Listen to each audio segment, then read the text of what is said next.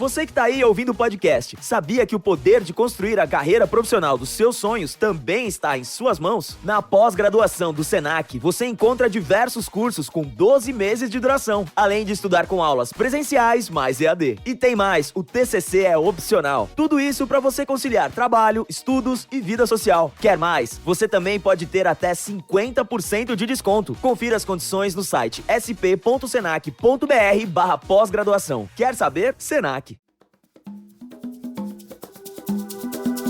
Today on CityCast Denver.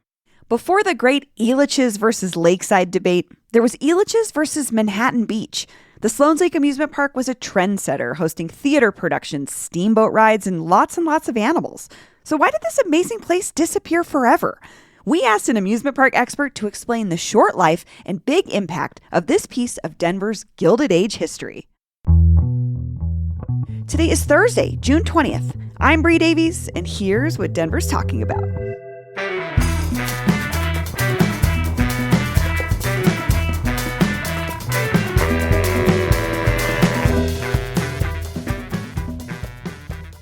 David Forsyth, welcome to CityCast Denver. Thanks for having me. So you wrote a book about an amusement park called Manhattan Beach. Tell us, what was this place in its heyday? It was the first true amusement park in Denver. On the northwest corner of Sloan's Lake. It started out as basically just a summer resort with boats you could rent and dance pavilions and a hotel in 1890. And then in 1891, they reinvented it as Manhattan Beach. 1892, it got the first merry-go-round in Denver. 1893, it got the first roller coaster in Denver. And by 1895, 1896, when amusement parks actually became a thing, and Elitch's and Arlington Park started reinventing themselves as amusement parks, Manhattan Beach was already there. So it had dancing, it had boating, it had rides, food, you name it, it pretty much had it. And I love when you say dancing and boats, like, because these were kind of staples of amusement parks at the time. Lakeside has some vestiges of this, obviously. I mean, you can't go into their dance hall anymore, but Elitch's also had the Trocadero. So it was really like one of those, it was really a first. Yes. And they kind of all had the same thing. You know, they all had the dance halls. They all had the boating. Even Elitch's had a lake for a little while.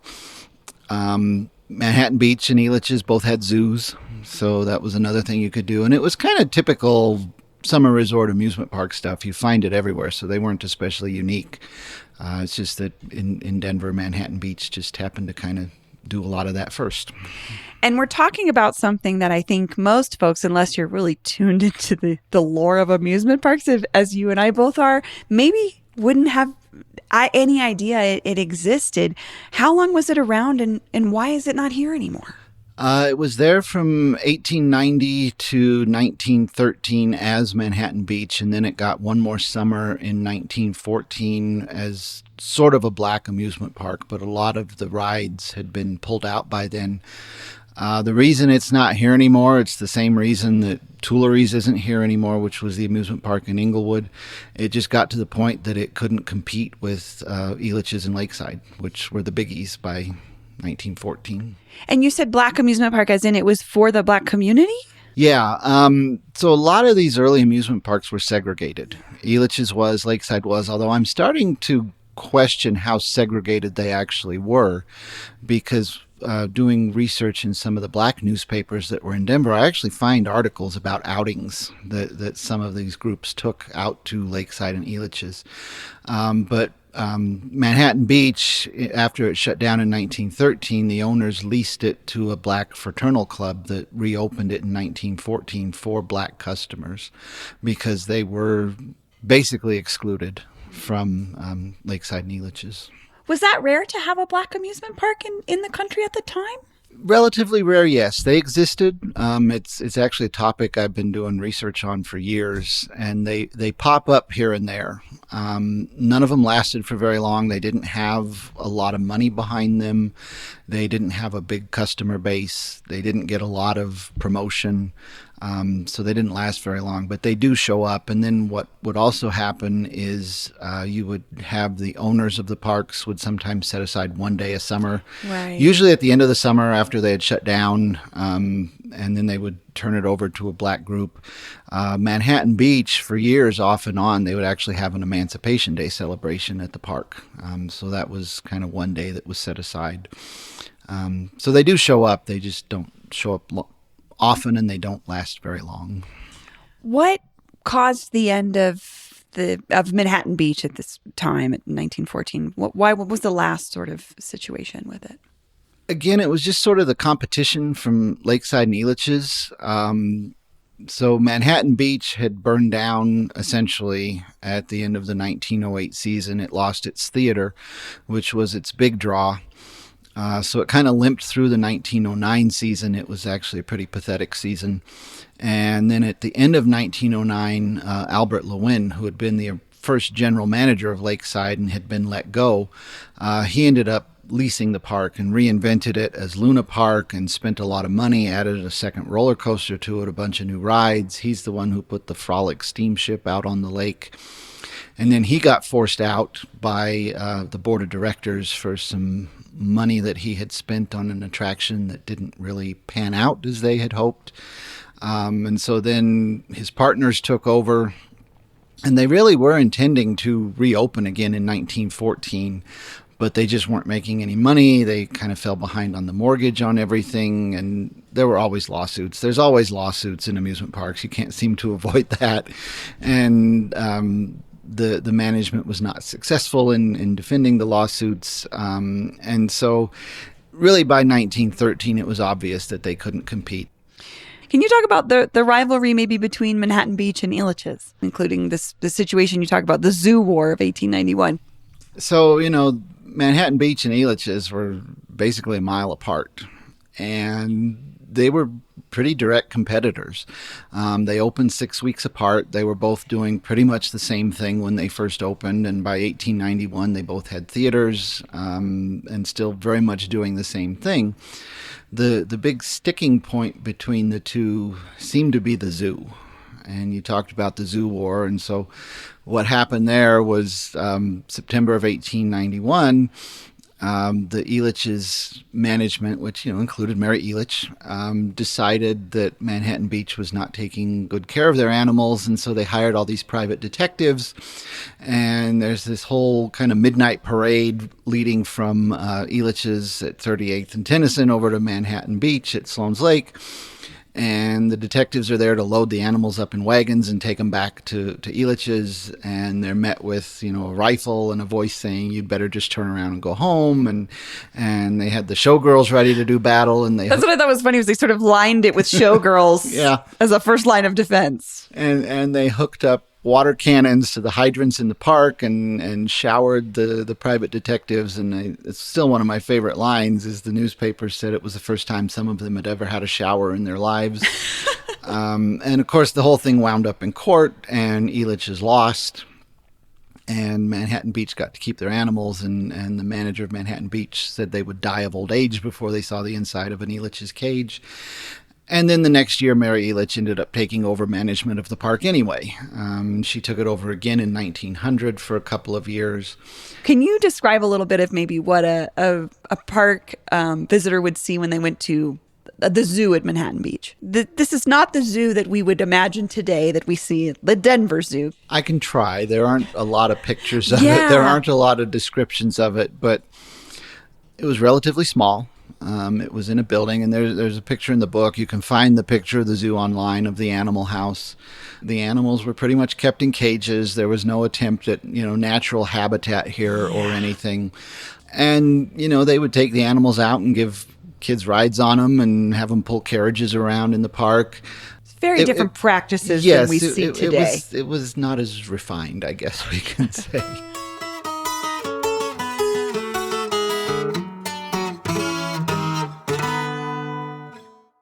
Unfortunately, one of the most famous stories, I think, about Manhattan Beach, if folks do know about it, is Roger the elephant. Can you share that story? So, Roger the elephant was the star of the Manhattan Beach Zoo. And there's a great story about when the animals arrived down at Union Station, and they had this nighttime parade through the streets of Denver, getting them out to the park. And Roger was obviously one of the animals. And so there's stories about him getting to the park and, rolling around in the dirt and snorting and everything and signaling his approval for his new home. But the kids loved Roger. They would feed him peanuts and all kinds of food that they would have at the park, and they would go for rides on him. They had this special seat that would go on his back. It held 5 kids, and he would go out of the zoo house and over this little canal that they had that ran through the park and kind of make a circle and come back. So July 5th, 1891, he was taking a bunch of kids for a ride. One of them was 6-year-old George Eaton. And just at the time that Roger started out, the balloon went up, because balloon ascensions were a big thing at these parks. People just watched people they ride a balloon up and down. Sometimes they would ride it up and down, or other times they would jump out of it with a parachute. Sometimes they had fireworks strapped to them that they would set off as they went down through the air.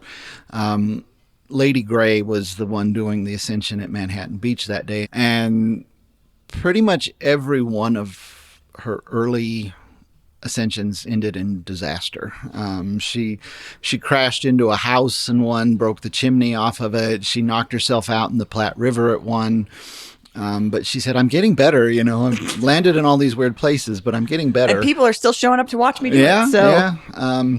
So just as Roger was going out to take the kids for the ride that day, her balloon started going up. And they were never certain if it was the balloon going up that scared Roger or if it was the crowd rushing to see the balloon that scared him. But he got scared and started going crazy. And 6-year-old George Eaton stands up in the seat so that he could watch the balloon, and he fell out.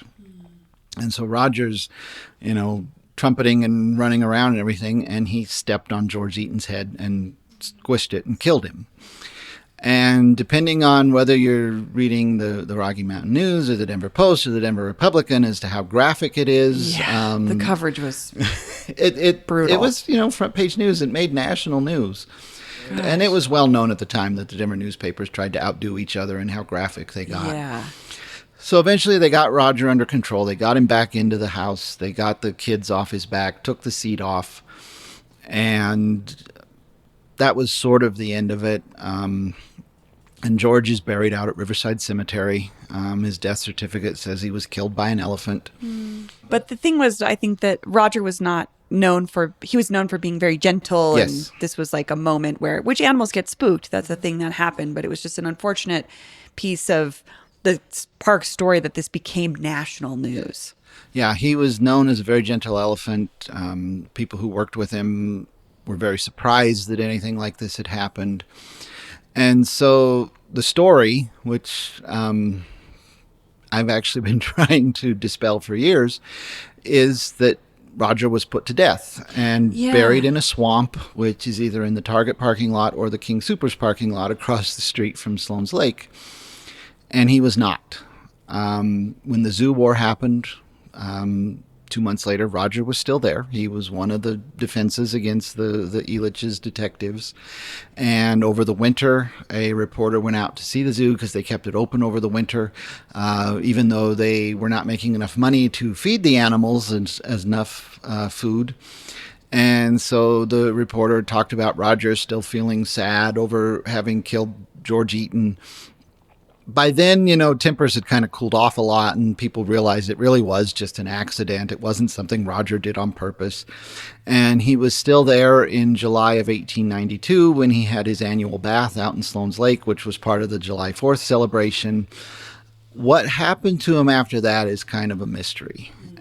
I do speculate. There was a wild animal show owner. His name was Bostock, and he ended up buying the monkeys from Manhattan Beach. And there's a great letter in the Manhattan Beach papers at History Colorado about, you better just sell the monkeys to me because I'll keep them all together. And if you sell them to somebody else, who knows where they're all going to go. And so for years, Bostock had an elephant named Roger that he exhibited at zoos throughout the country. He was at Coney Island for a while. And I can't prove it, but I kind of think that might be Roger. But again, I can't prove that the Roger that Bostock had was So Roger from Manhattan Beach. But the rest of Roger's life's a little bit of a mystery. yeah. So I want to talk about urban planning, the planning of cities, and the way that amusement parks sort of play into this, because it's something you talk about with Manhattan Beach, these canals, Lakeside, you talked about the streetcar, Elitch's not being able to get a streetcar. Can you just explain a little bit of how these parks played a role in how Denver came to be the city we know today? So Denver grew very quickly, and there was very little planning involved. It was just throw a building here, throw a building there, and there's an empty lot, let's throw something in that. And so by the 1880s, 1890s, people have more recreation time, more free time, because there's, not this opposition to doing stuff on Sundays anymore. A lot of people got half-day Saturdays off, and Denver didn't really have places for them to go do anything. The city parks were kind of full of weeds. They hadn't really done a lot of landscaping or planning with them. And so they needed these places for people to go and have some fun. So you start having some of these summer resorts, and they're often called amusement parks, but they didn't mean then what they came to mean in the 1890s. And it was, typically a dance hall. There might be a saloon or something there. There might be some exhibits. There might be a ride. Riverfront Park had, toboggan runs. But it was up to a lot of private people to build these escapes for people. And, Riverside Cemetery, Fairmount Cemetery became escapes for people. And a lot of it was just, where's a big, empty, cheap piece of land that we can buy and put this up? So Manhattan Beach was kind of lucky because a couple streetcar lines ran past it. And, Sloan's Lake was already kind of a popular recreational place. In 1874, they had the canal that ran from 17th and Federal over to Sloan's Lake, and you could take a steamship through the canal and cruise around the lake. You could take a steamship on the north side to this park. Yeah, they dug this canal, and there was the Grandview Hotel at 17th and Federal, and there was a big lake that they dug there, and it lasted all of one summer before the canal started collapsing. So Sloan's Lake was already known as this recreational spot, and they had a streetcar line out to it. So they got real lucky with that. Elitch's was kind of tucked back in. It didn't have, a real prominent location at the time. And, it started out as a farm. John and Mary Elitch bought it to provide produce for their restaurant in downtown Denver. And it started reminding them of this garden in San Francisco where they had spent time. And so they opened it up to the public for that.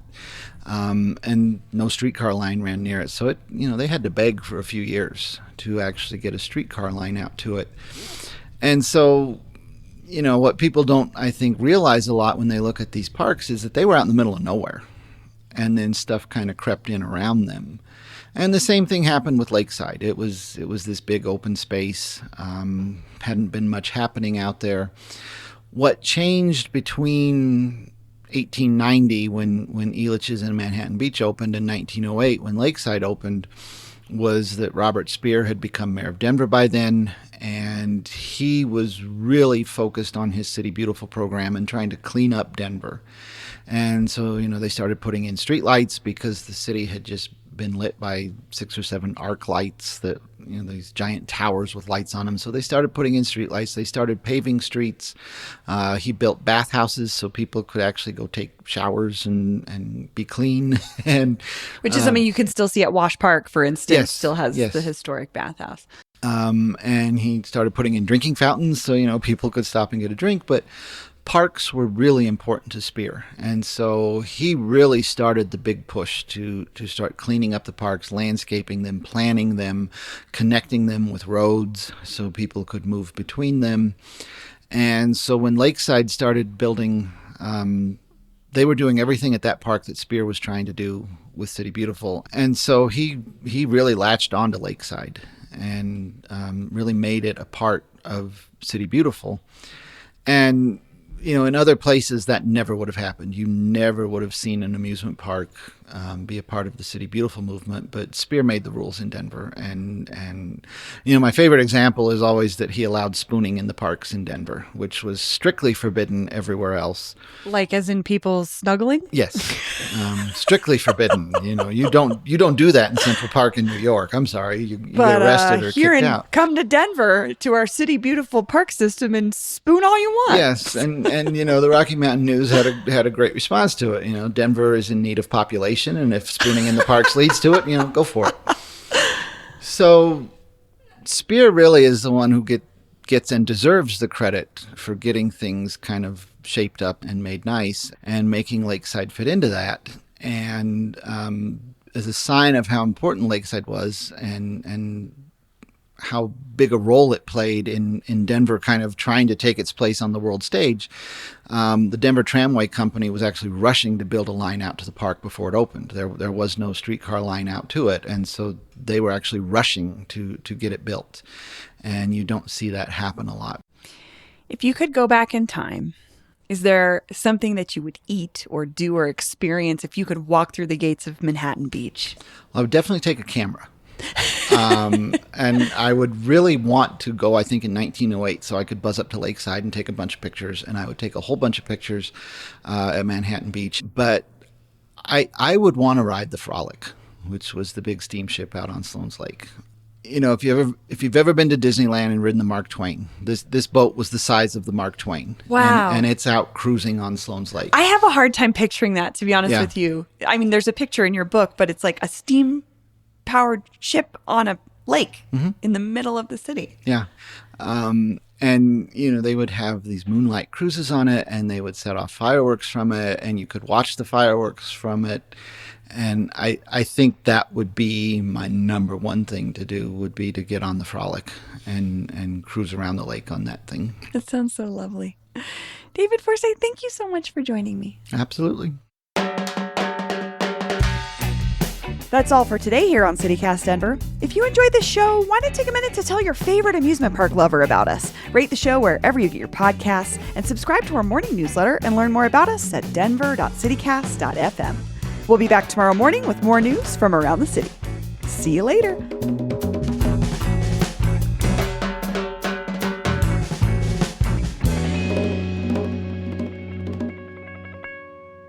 Check, check, check, check.